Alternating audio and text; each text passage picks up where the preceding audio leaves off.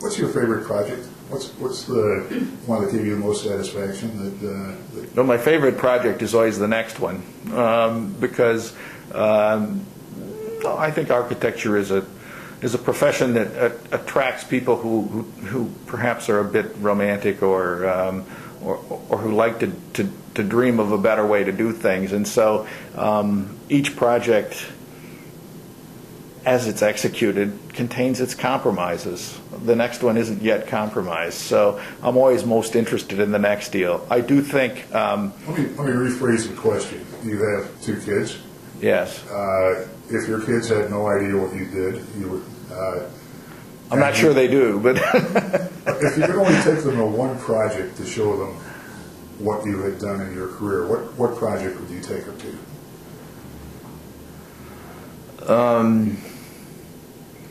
Well, there's been a tremendous amount of variety, but I think the ones that I find the most interesting now are these CHA transformation projects, and I find them interesting on a number of levels, not just architecturally, but these are projects that are basically attempting to address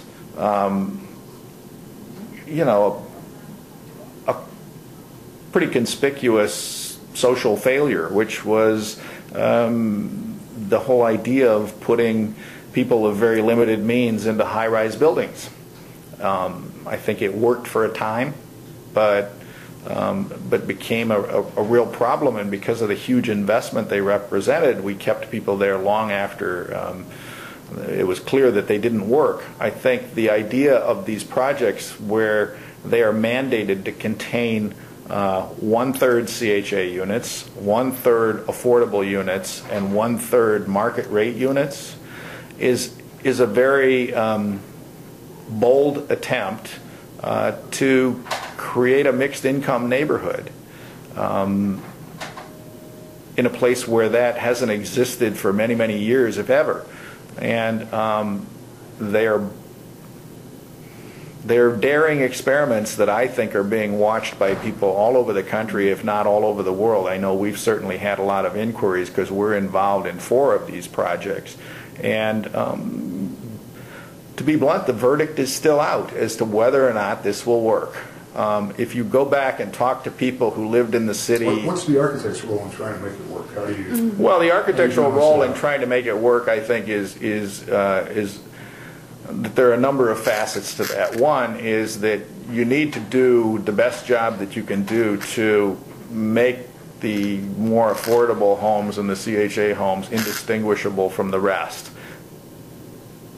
The thing you don't want to have happen is for people to drive through and say, oh, that's a CHA building, which, to be blunt, you can easily do with things that were built in the past. So we are working to make, the CHA parts of these buildings have to be a little smaller, the finishes have to be a little more basic. You probably are not going to see stainless steel and granite countertops, and yet the exteriors of the buildings, I think, will be indistinguishable.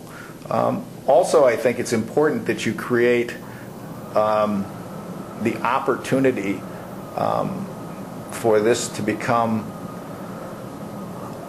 a community that's owned by the residents. By that I mean I'm not a great believer in architectural determinism, that if you just build it in a certain way, people will act a certain way.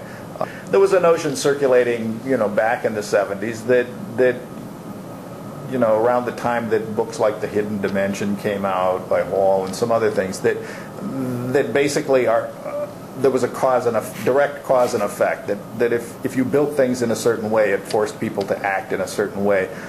That turned out to be, I think, a little overblown. What we have learned is that we can build buildings and we can create opportunities for community, but real community is not a product of architects, it's a product of the people who live there and the attitude they bring to it. So really the best we can do as architects and planners is to create the potential and hope that the people who are attracted to what we build will take the next step on their own.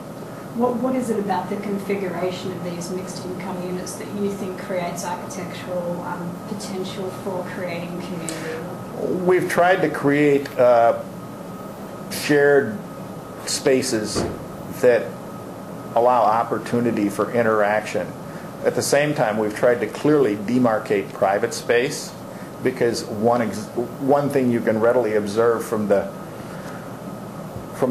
projects that failed is that the original notion was you would put everybody in these tall buildings and there would be all this wonderful green space that everybody would share, and what people quickly learned was what nobody, what everybody owned, nobody owned. In other words, if it was completely open space, nobody took responsibility for it, nobody controlled it. And so we've tried to strike a balance between giving people their own private green space, but also creating some shared elements that necessitate that people have at least some minimal interaction with each other.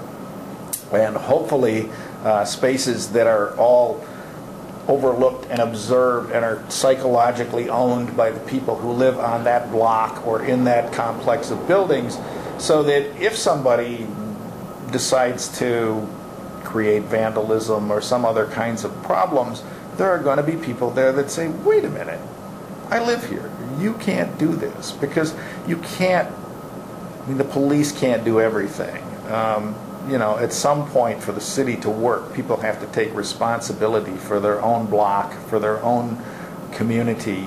And if you look at the communities that really work and that are wonderful places to live, by and large, people do that. And so when we see these opportunities to sort of take back parts of the city that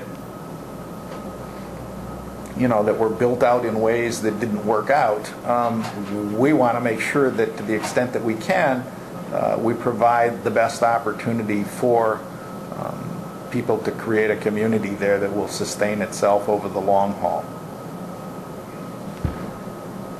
Thank you, Pat. Thanks, It's been, You're welcome.